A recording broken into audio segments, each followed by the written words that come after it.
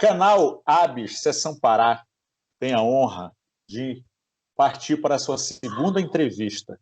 E o nosso entrevistado é Paulo Pinho. Paulo Pinho, muito conhecido já aqui na nossa região, com a sua atuação na área de saneamento, meio ambiente. E a gente agradece, primeiramente, por ter aceito o nosso convite, Paulo. E a gente parte logo para uma pergunta. Em tempos de pandemia, sustentabilidade, saneamento e meio ambiente, como você visualiza esses temas no contexto atual? Primeiro, Valdinei, eu gostaria de agradecer ao convite. Para mim é uma honra ser o segundo convidado.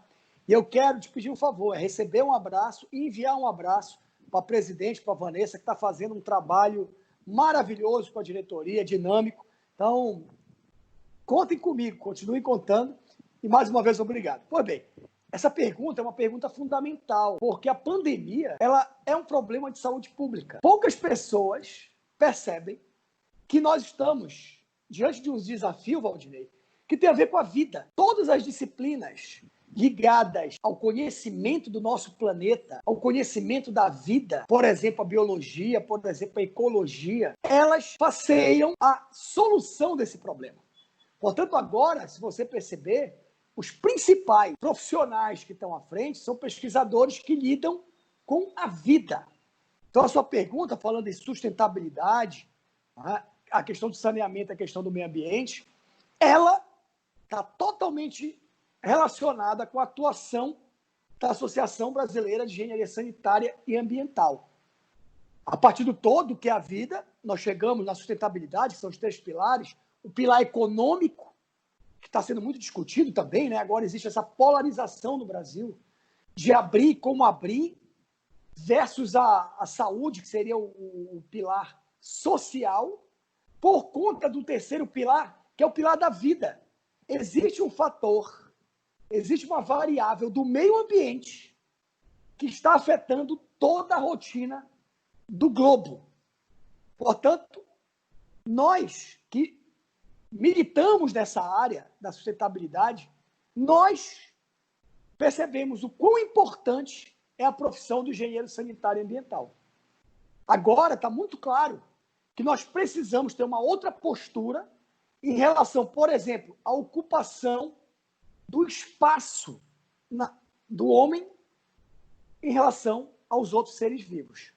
Tudo leva a crer, e eu estou falando sobre sustentabilidade e meio ambiente, daqui a pouco vamos falar sobre saneamento, que foi por conta de um vetor, no caso um morcego, que chegou a um outro ser humano, um ser vivo, que nós precisamos ainda descobrir qual foi o ser vivo, que foi ingerido no mercado lá na China, e esse consumo acabou pulando para o ser humano. É importante notar que esse não é o primeiro vírus que atrapalha a nossa vida, né? Atrapalha no sentido de mudar a nossa rotina, e nem será o último. Portanto, nós precisamos investir muito em ciência para que nós entendamos o fluxo da vida, que tem a ver com os recursos naturais, tem a ver com os recursos vivos. Dito isso, aí nós vamos para uma questão de como enfrentar a pandemia. Primeiro, é uma vacina. Enquanto a vacina não chega, nós temos que diminuir a contaminação, por isso o isolamento social. E o segundo tem a ver com hábitos de higiene, que também tem tudo a ver com a Associação Brasileira de Engenharia Sanitária e Ambiental. Portanto, essa tua primeira pergunta é maravilhosa. Saindo do todo, que é a vida, a gente chega a 2 questões, a 2 dimensões muito claras, que é a questão da sustentabilidade, que eu falei dos 3 pilares, e também do meio ambiente, que é essa relação entre o ser vivo, onde o ser humano é um dos seres vivos, com os recursos naturais, até chegar ao saneamento. Nós precisamos de higiene, portanto, cai num aspecto fundamental, que é o seguinte: nem todas as regiões do mundo foram afetadas da mesma maneira. Rogério, muito obrigado por essa oportunidade, né? Uma das máximas do movimento ambiental é tudo que existe, coexiste. Vou até repetir. Tudo que existe, eu, você, o celular, a luz elétrica, coexiste. E você falou de um dos princípios da vida, que é a dependência, está tudo conectado. Então, meu irmão, tomara que depois dessa pandemia nós sejamos seres humanos melhores, que a ciência seja mais bem ouvida, que profissionais da área de engenharia sanitária e ambiental estejam no centro das decisões, dos núcleos decisórios. Para quê? Para que nós possamos nos apropriar dos recursos naturais de cara da terra, né? Nós estamos transformando o que antigamente eram florestas, eram matas, eram outros biomas em áreas urbanizadas. Nós precisamos ter mais cuidados, ter mais ciência para que a gente entenda melhor os fluxos da natureza, para que nós não sejamos inimigos, para que a gente não tenha a natureza como uma adversária, para que a gente tenha a vida como aliada. Porque, como você bem disse, está tudo interligado, Valdinei. Então, meu irmão, uma das razões que eu entendo de nós enfrentarmos uma crise de uma maneira consciente é ter aprendizados, é colher frutos com essa crise. Um dos aprendizados é esse. Nós precisamos entender que está tudo interligado e nós precisamos, no momento de decisão do que fazer, como fazer, apreciar e entender melhor os fluxos da natureza para poder tomar melhores decisões. E quem vai fazer isso são os profissionais que trabalham com vida, que trabalham com meio ambiente, que são formados em engenharia sanitária e ambiental, são formados em biologia. É isso que nós precisamos. Precisamos de engenheiros florestais, nós precisamos que a ciência seja valorizada. Agora, Paulo, se uma das lições hoje aprendida é essa visão de que tudo é integrado, uma outra lição, penso eu, é o problema veio para todos. Todos, então, deveriam estar preparados para o problema. Mas, por conta de vários motivos, dentre eles a não priorização, por exemplo, dos serviços básicos de saúde e saneamento, por exemplo, faz com que as regiões não estejam preparadas. E o problema veio para todos, independente, o que exige ou exigiria, né, que todos os estados estivessem com uma estrutura básica de saúde para receber a população, seja por esse problema, ou seja por qualquer um outro, e esses estados estivessem com uma condição mínima também de infraestrutura. Você observa uma disparidade imensa, né, em relação à cobertura de saneamento, por exemplo, água, esgoto, principalmente, e vem um problema desse nos mostrar que todos devem estar contemplados. Os serviços básicos devem estar disponíveis para todos. E existia uma espécie de comodismo de entender que algumas regiões desprovidas de infraestrutura, não, mas é porque aí não concorreu a edital, não tem equipe suficiente. Não, mas aí não vem o caso, meu amigo. Todos têm direito à saúde no Brasil, tá, por conta da política que ocorre do SUS, e todos precisam ter condições que essa educação, que essa saúde funcione de forma preventiva, e aí a importância do saneamento, e que essa infraestrutura esteja disponível para todos. E aí fomos pegos de calças curtas, né? Não estávamos preparados. Fale dessa disparidade e essa, que não é surpresa, mas essa oportunidade de perceber que todos têm que estar preparados para reagir ao problema. Perfeito, Valdinei. Tem 3 questões. Tá? A primeira questão você já colocou de uma maneira brilhante. As regiões estão preparadas de formas distintas para enfrentar os problemas. A Amazônia, o norte do Brasil, ultrapassou o Nordeste como a região mais pobre em relação aos indicadores sociais e ambientais. Vou repetir. Atualmente, a região mais pobre do Brasil é a região amazônica. A cada 2 paraenses, só um tem água forte e contínua na sua casa. A cada 100 paraenses, só 15 tem coleta de esgoto, só 6 tem tratamento de esgoto. Tudo isso vai para o mesmo rio que todo mundo consome, para a mesma vala que nós transformamos os nossos lindos igarapés. Hoje a Doca de Souza Franco, para quem é de Belém, o canal da Tamandaré, são esgotos a céu aberto. No Pará também, somente 80% tem o seu resíduo e o seu lixo coletado. Somente 2% são reciclados. Desse montante aí de quase 8.000 toneladas que nós produzimos diariamente. Então, no Pará, existe uma produção e nós literalmente gastamos dinheiro para enterrar recursos, para enterrar resíduos recicláveis. Então, primeiro é isso. Nós fomos pegos de calça curta em relação à infraestrutura, em relação a serviços. Isso mostra que nós estamos muito mal representados politicamente. Ponto. Essa é uma fala, é uma constatação. O resto é conversa fiada.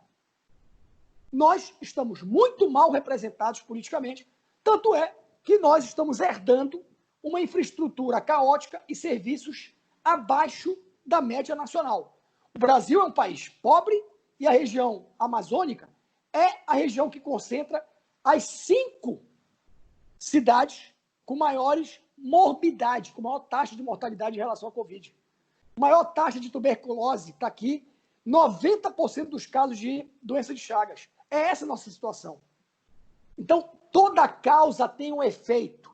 A inação, a incompetência e a corrupção nos trouxeram até aqui. O Covid atingiu o mundo de uma forma igual.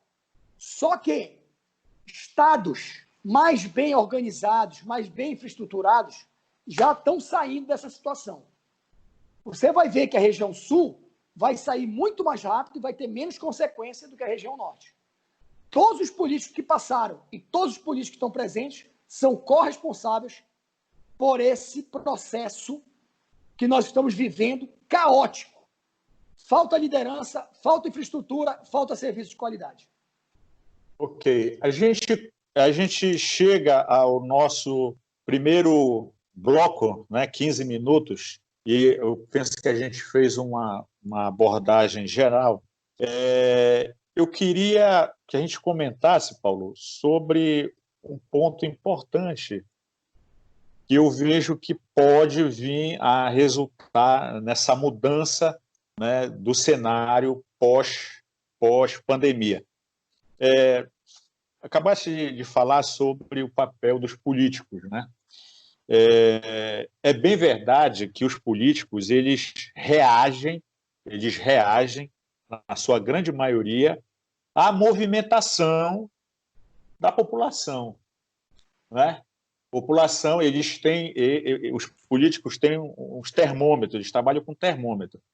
Olha, tudo indica que a prioridade após a pandemia vai ser saúde e saneamento. Tudo indica. E aí, passou e tal, tudo certo. Nós vemos agora para uma eleição municipal. Será que a população, de fato, está mais, pela vivência que está tendo hoje, será que ela está caminhando para um processo de conscientização da importância do saneamento, da importância da saúde preventiva, da importância da infraestrutura básica para a sua qualidade de vida? Ou rapidamente vai se esquecer e a gente volta para o processo anterior ao que estava antes da pandemia? Como você visualiza o processo de mudança de mentalidade da população após essa crise, né? Que é você não ter água para lavar as mãos? Odinei, as outras crises que vieram não nos mostraram grandes revoluções humanas. Vai chegar a vacina, e o homem como como espécie, né, ele vai se acomodando. Aí é que entra os líderes. A situação está posta, né? O externo está posto. Agora, lideranças como a nossa presidente Vanessa, cada um, você que tem um canal maravilhoso no Facebook, cabe a nós, eu como professor e tantos outros, a continuar o nosso trabalho de formiguinha para chamar a atenção da prioridade que são saneamento e saúde, porque isso significa vida. Nós sabemos que existem dados que variam um pouquinho de 4, 3,5, chegam até 4,5. Para cada real investido em saneamento, há uma economia de 3,5 até 4,5 real em sistema de saúde. O nosso povo, antes disso, já adoecia de diarreia. Antes disso, nosso povo já morria de problemas relacionados à falta de saneamento. Então, respondendo a pergunta, não. Eu acho que o povo, como um todo, ele vai estar muito preocupado, vai estar ainda mais polarizado, né? Dizer, é fulano que está certo, não é o presidente que está certo. Essa polarização não ajuda ninguém. O que nós precisamos, como profissionais da vida, é trazer mais pessoas para o nosso lado e mostrar que nós precisamos, cada um, através de processos de formação integral do ser humano, a sermos mais críticos. Porque agora não tem ninguém na minha casa. E eu sou o responsável pela minha vida. Eu sou o responsável pelos meus hábitos. Eu tenho que cobrar das autoridades que recebem salário dos impostos. Portanto, sou eu que mantenho o presidente, sou eu que mantenho o governador, sou eu que mantenho o prefeito, o deputado, o senador. Sou eu que mantenho tudo que é servidor público. Então, eu tenho a obrigação de ter o controle social. Eu tenho a obrigação de controlar a máquina pública, de exigir transparência. Onde é que estão gastando meu dinheiro? É um absurdo o que está sendo revelado. Tem gente tentando ganhar dinheiro com essa crise, através da corrupção. Essas pessoas, esses grupos políticos, merecem o retorno, merecem o voto, merecem a confiança? Não! Nós temos que fazer uma limpa. Nós temos que dizer, quem teve a sua chance e não foi digno da sua chance, meu amigo, tchau, muito obrigado, vamos testar outras pessoas, vamos votar mais conscientemente. Aí é o papel da liderança, é esse papel lindo da ABS, é o papel dos professores, onde nós precisamos entender que não existe salvador da pátria, não existe o herói. O que existe são processos civilizatórios, onde a educação, onde o esporte, onde a atividade cidadã é que determina o futuro da nação. Eu já tive a oportunidade de morar no Japão, de morar na Alemanha. O que eu percebi, Valdirei, é que a diferença lá é que eles são menos dependentes dos políticos. As pessoas lá sabem da sua autorresponsabilidade. E, ao ter autorresponsabilidade, fazem melhores escolhas. Como lavar bem as mãos, exigir do poder público estruturas de saneamento, inclusive de abastecimento de água. E, no final, sabem escolher melhores representantes e gestores públicos. Então, meu amigo, você foi no ponto mais importante. Quais são os aprendizados desta pandemia? O que vai mudar? Minha resposta, depende das lideranças. Depende das lideranças. Eu estou falando de ONG, eu estou falando de associações como a ABS, eu estou falando de associações de pais e mestres que vão se envolver mais na escola, no condomínio, seja vertical, seja horizontal, enfim, é participar mais da vida pública, é participar mais da vida coletiva, das decisões coletivas, inclusive escolhendo melhores políticos e gestores. Perfeito. A gente falou da integração, né, que tudo está integrado, da necessidade dos serviços básicos estarem disponíveis para todos, da questão da conscientização, né, do pós-pandemia. Eu digo assim, a Associação Brasileira de Engenharia Sanitária e Ambiental, como tu mesmo falaste, é uma organização sem fim lucrativo que atua com voluntários. E aí, partindo dessa fala da ABS e do que tu já colocaste, eu queria que tu fizesse um resumo, nós já estamos com 22 minutos, queria que tu fizesse um resumo desse trabalho de voluntariado, desse trabalho de busca pela motivação das pessoas, de envolvimento, às vezes campanhas que são relativamente simples, né? Simples, do tipo, traga um resíduo, enfim, e vamos fazer um movimento, o dia de coleta, coisas que são relativamente simples, mas de grande impacto positivo nesse processo de conscientização. Faz um apanhado aí dos trabalhos que já foram realizados, dos trabalhos que estão sendo realizados e dos futuros trabalhos, que a gente sabe que muitas pessoas querem ajudar, querem participar, muitas vezes não sabem como. Me fala aí desse trabalho de busca por voluntário, de estímulo aos voluntários, que eu sei que tu desenvolves em Belém. Legal, Valdinei. Você está comentando, é o meu trabalho como presidente da Associação Amigos de Belém, que também todo mundo lá é voluntário.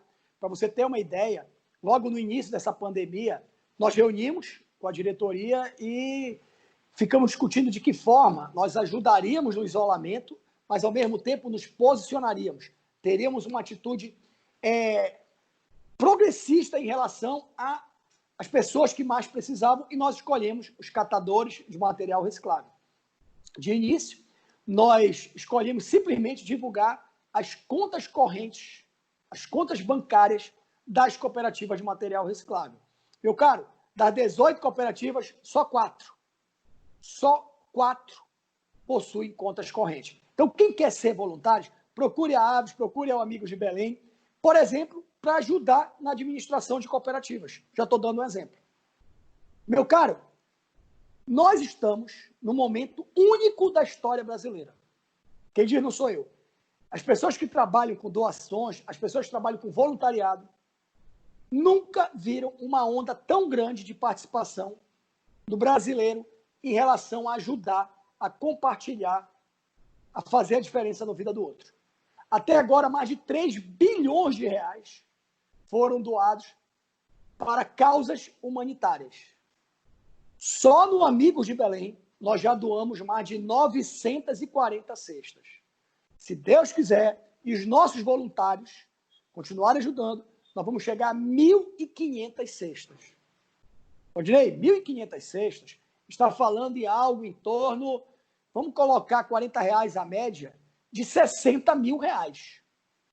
Meu amigo, 60 mil reais só do Amigos de Belém é muito dinheiro. E são pessoas que têm, em média, um ganho mensal de R$600. 600. Então, o que acontece? Nós agora precisamos, enquanto lideranças da Aves, do Amigos de Belém, aproveitar esse momento para que esse voluntário, essa pessoa que quer fazer o bem, que quer fazer a diferença na vida das outras pessoas, continue com a gente. O Amigos de Belém tem sua página, a Aves tem sua página. E o que nós aprendemos nesses 7 anos de Amigos de Belém? Nós aprendemos que quem doa recebe mais do que quem recebeu aquela oferta, aquela cesta básica, aqueles produtos de primeira necessidade.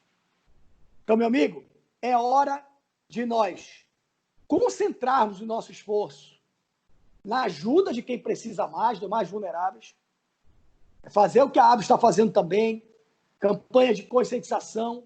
Essas entrevistas vão alcançar milhares de pessoas que trabalham com engenharia sanitária e ambiental, que trabalham com psicologia, que trabalham com assistência social. Como você bem disse no início, todo mundo é importante. Nós, do Amigos de Belém, temos uma plataforma chamada Rede Voluntariado, onde a gente brinca, Valdinei, que a gente junta a fome com a vontade de comer. Nós mostramos lugares que precisam de voluntários. Aí a pessoa vai lá e oferece o seu serviço, como psicólogo, como engenheiro, como administrador. Então, no caso do Amigos de Belém, o que nós vamos fazer é fortalecer, é continuar servindo com os nossos projetos, onde o coração dos nossos projetos são o exemplo. Sabe que uma vez por mês a gente limpa a praça, a gente limpa um espaço público, que é exatamente para mostrar que aquele espaço é meu. A obrigação também é da prefeitura, mas primeiro é meu como cidadão. Aquela praça é minha, aquele banco é meu, aquele banco de praça, aquela rua é minha, por isso que eu não vou jogar isso na rua. E, finalmente, atrair voluntários para desenvolver uma consciência muito mais cidadã, que é o que a gente precisa hoje. O brasileiro, antes da pandemia, se encontrava nas últimas posições de trabalho voluntário. A gente diz que o americano é muito individualista, mas as pesquisas mostram que o americano médio doa muito mais o seu tempo, eu não estou falando de dinheiro, ele também doa mais dinheiro, mas ele doa muito mais o seu tempo do que o brasileiro médio. Então, nós precisamos atrair mais gente, inclusive essas pessoas que estão ajudando agora, no momento de pandemia, no nosso trabalho, seja da ABS, seja do Amigos de Belém. Perfeito. O Amigos de Belém é nosso parceiro, vai continuar nosso parceiro, a gente vai, com certeza, estar cada vez mais unidos para participar desse processo, né, de envolvimento, de mobilização, que a gente sabe que é fundamental. Paulo, então, dia 11 de maio, nós inauguramos o nosso canal, o canal ABS Seção Pará, lá no YouTube, e você é o nosso segundo entrevistado. Te agradeço, né, por essa oportunidade. Eu peço que tu faças um encerramento, né, de 1 minuto e meio. A gente vai conseguir cumprir a nossa meta, que era finalizar a nossa conversa em 30 minutos. Faz um encerramento e é um processo histórico para a Associação Brasileira de Engenharia Sanitária e Ambiental, Seção Pará, porque ela vem usando os diversos canais para justamente chegar não somente no profissional, mas chegar também no cidadão comum. Faça o seu encerramento e deixo aqui, em nome da presidente Vanessa Mello, nossos agradecimentos. Pode encerrar, por favor, com a sua fala. Valdinei, eu quero mais uma vez agradecer a honra que é participar de mais esse canal. Eu sou entusiasta, eu sou fã do trabalho que vocês estão realizando. Portanto, só tenho a agradecer. Eu espero que essa conversa tenha sido útil. Adorei conversar contigo. Eu já acompanhava o teu trabalho no Facebook, no teu canal, e que bom que você, ao se doar voluntariamente, está fazendo toda a diferença ao aluno, né, que está no banco da escola, ao profissional que recém se graduou e também pessoas como eu, né, que já tem um pouquinho mais de tempo aí na estrada. Meu amigo, quero te agradecer, né, como membro da diretoria, esse trabalho lindo que vocês estão fazendo. Obrigado, Valdinei. Vamos em frente. Conte com a gente. Muito obrigado. E encerro aqui, então, o canal ABS Seção Pará, lá no YouTube. Nos siga nas redes sociais. Paulo, muito obrigado e até uma próxima oportunidade. Quem sabe a gente se encontra lá no Básico do Saneamento ou lá no Adote a Sua Comunidade. Muito Maravilha. obrigado. Eu já vou lá no canal para dar o ok, para começar a seguir. Todo mundo, eu dou essa dica. Vá lá no canal, dê aí o endereço para que todo mundo siga e mais pessoas possam ter acesso a esse conhecimento. Obrigado, irmão. Ok, obrigado.